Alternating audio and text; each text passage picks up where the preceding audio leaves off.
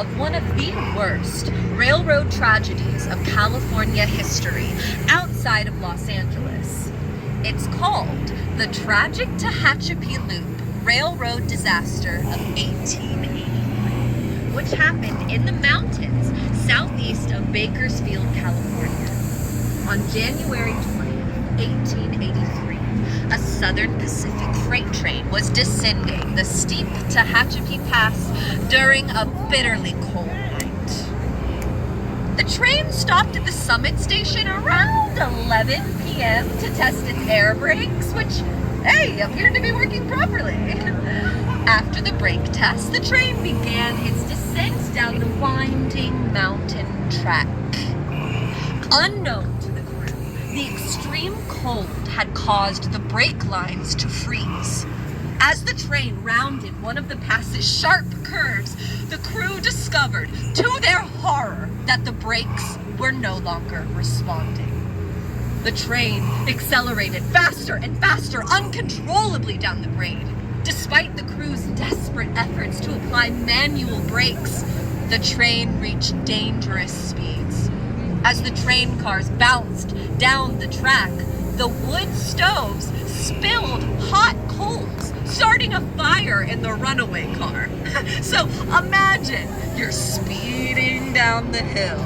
If you jump out, you will more than likely die. But now, your train car's on fire, so you might also die from that.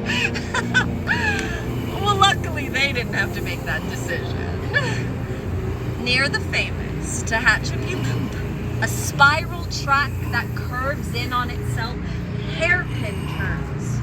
Several cars derailed, pulling the rest of the train off the track. 21 people lost their lives in the crash, and the wreckage was scattered down the mountainside. The remote location made rescue efforts extremely difficult in the freezing weather. The ghosts of the passengers are regularly seen along the tracks and train stations along the route. This way!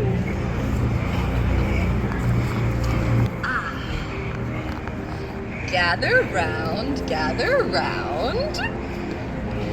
Now, it is here, by these very waters, that our first spectral resident sometimes makes herself known. La Llorona, or the Weeping Woman, was once a beautiful woman named Maria who lived in this very area in the late 1800s. She fell in love with her wealthy boss, as one does, and they had 2 children together. But love stories don't always end in happily ever after, and especially not in ghost stories. After her lover abandoned her to marry a woman of his own social class, Maria was consumed by rage and grief.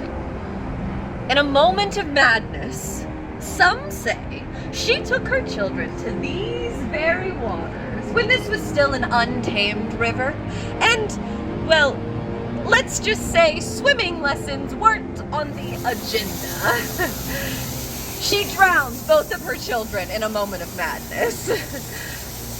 Well, when she realized what she had done, her grief drove her to follow her children into the dark waters. But death was not the end of her story.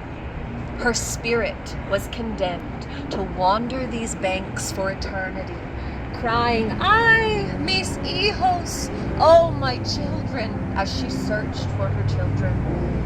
At night, people have heard the sound of a woman crying and screaming the names of 2 children, but the woman can never be found. This way.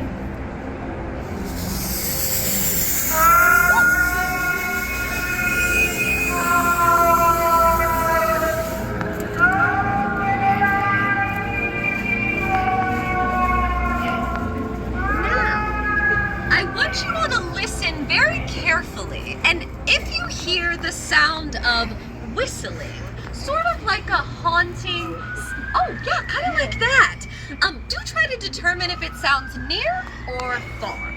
If it sounds near, we're okay. But if it sounds far, we might want to pick up our pace a little bit. And that's because El Silbon, the Whistler, is near.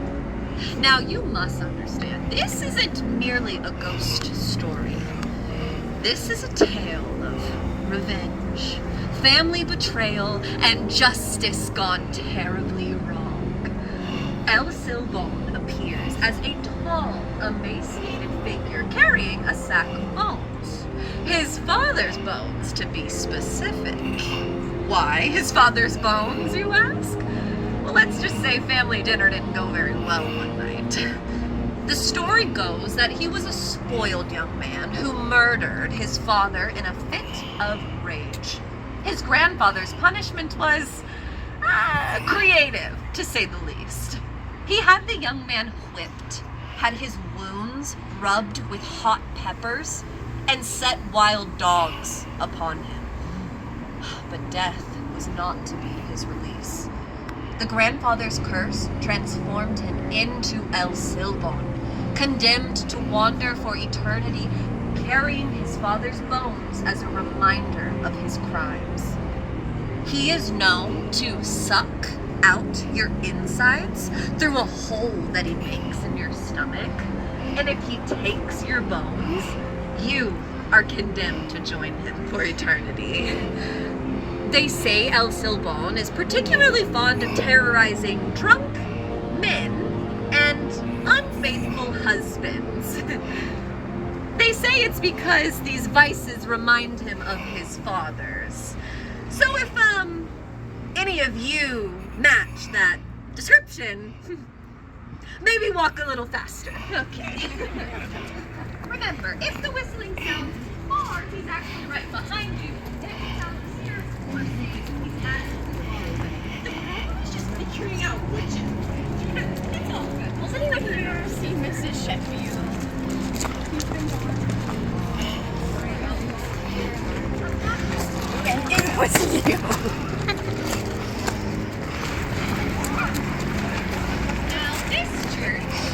Our beautiful little church here was built in 1897. The spirits came shortly after. Oh, hey, were any of you here last October for Terrifying True Stories by Candlelight? Yes, wonderful, then you'll remember. We had a paranormal investigator release something in here that we had quite a hard time getting rid of. Oh, but it's all good now. We're, pretty certain. Ah! Oh God, sorry. Just my reflection. Never get used to that. Either way, you should definitely check out Terrifying True Stories this year. The entire grounds are transformed into a playground for spirits. Oh, it's wonderful. Well, I am sad to say that is the end of our tour. And if you've had a wonderful time, my name's Victoria, and if you didn't, my name's Kendall. Go ahead, show me some